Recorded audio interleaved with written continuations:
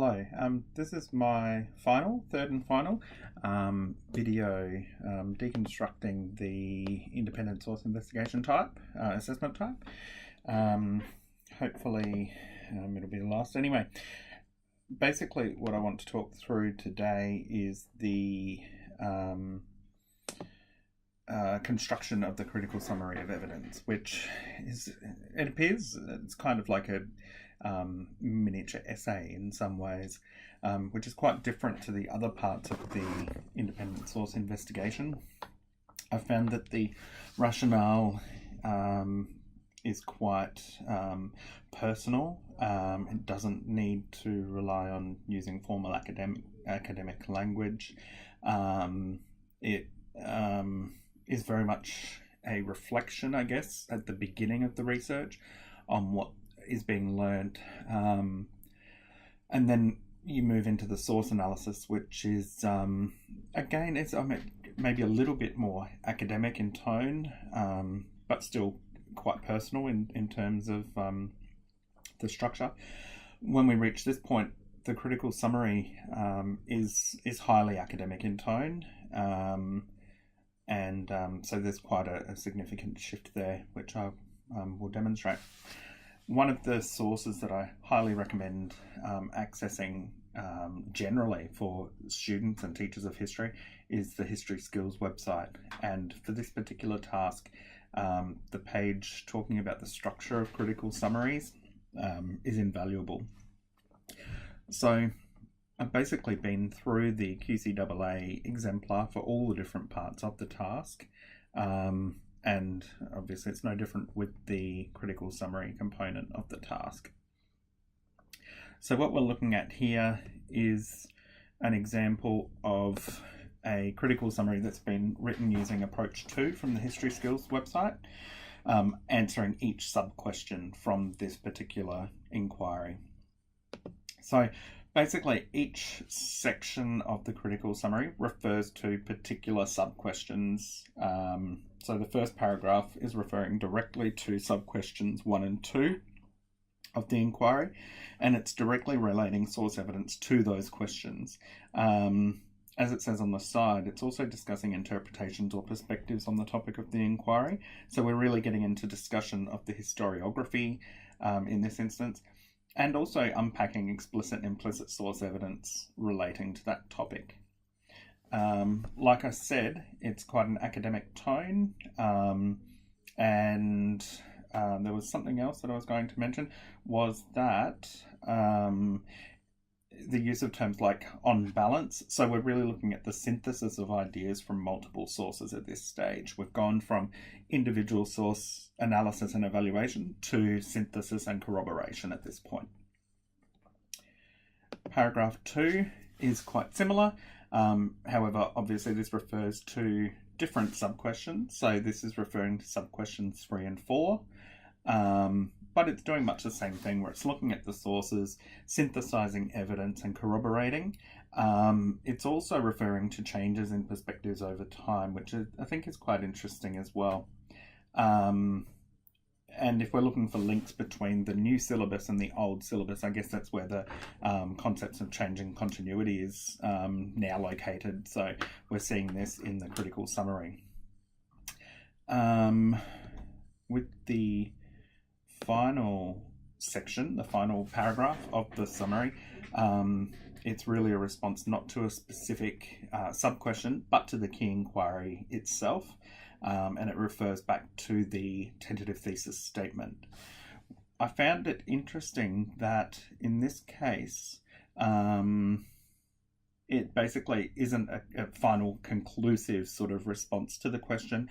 It's saying that more research could take place, and that the hypothesis remains in that tentative state, which I think is good because we're dealing with a small number of sources, accessed over a small amount of time relatively.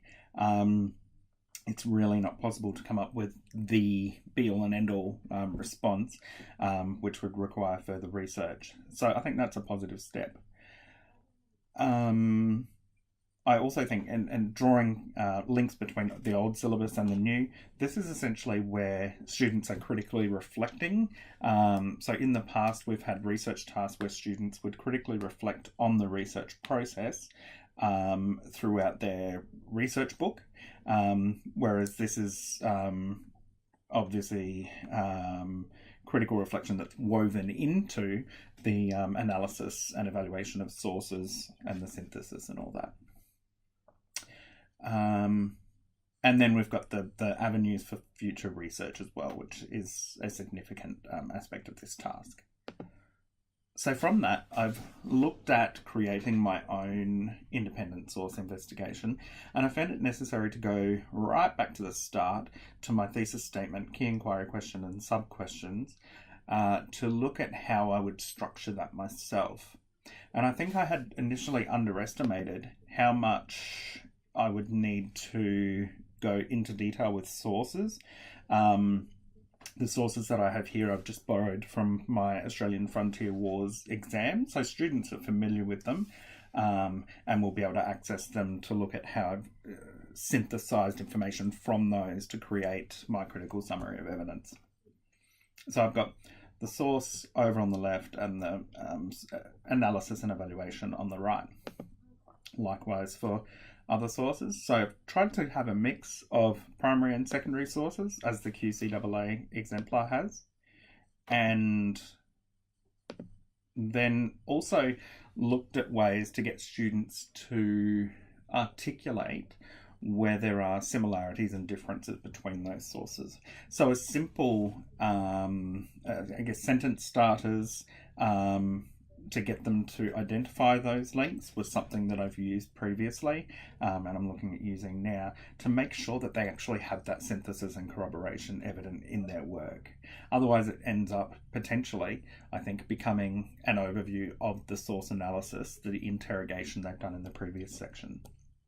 So an example of that was that I saw patterns of evidence between sources 1 and 5, where there was a difference of opinion with source 3. So talking about what the similarities are, why those similarities exist, but then why some people have different interpretations as well. In terms of relating this back to the history skills, the structures for critical summary, I've chosen to go with comparing primary and secondary sources. And the reason that I've chosen to do that is that the primary and secondary sources have some quite different perspectives, and that's what I find most interesting.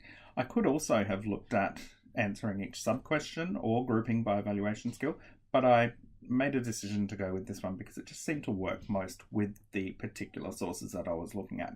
So that's something to consider when putting together your critical summary as well.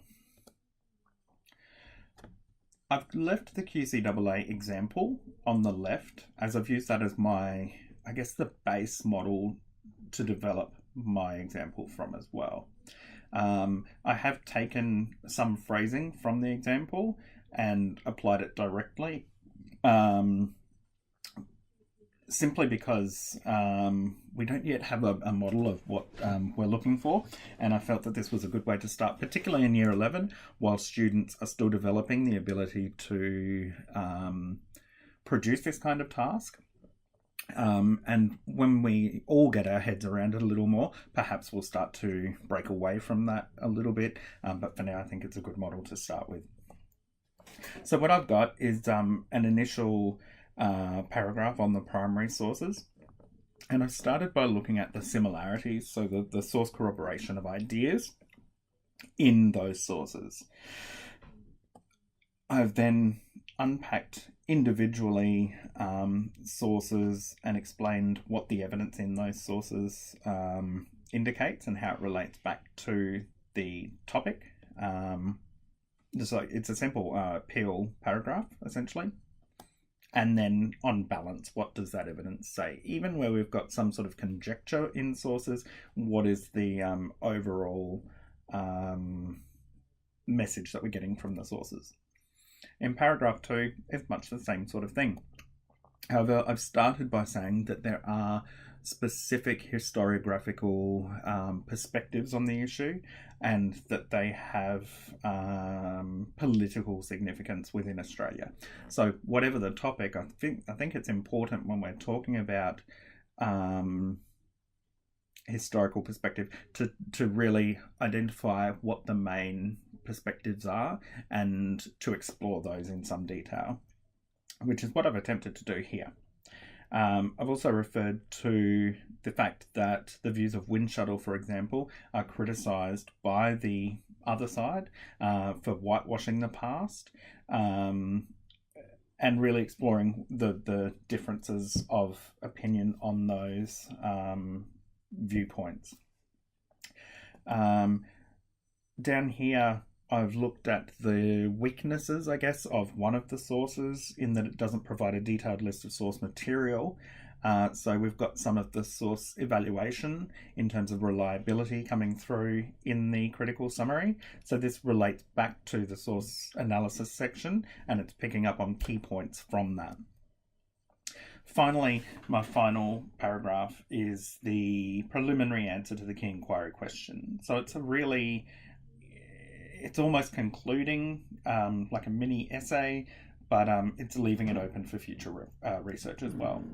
So I've got my response to the key inquiry question, recognition of the continuing debate, and the fact that depending on your perspective and what evidence you've selected and which historians you've read, you might come down on either side of that argument.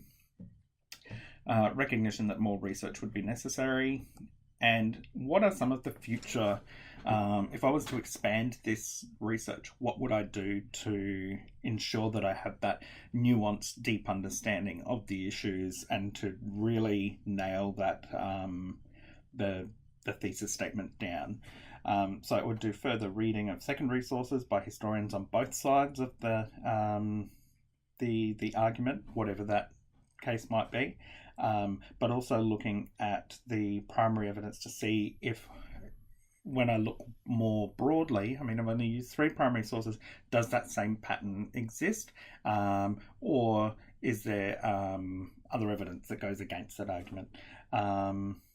So that is my breakdown of the source type.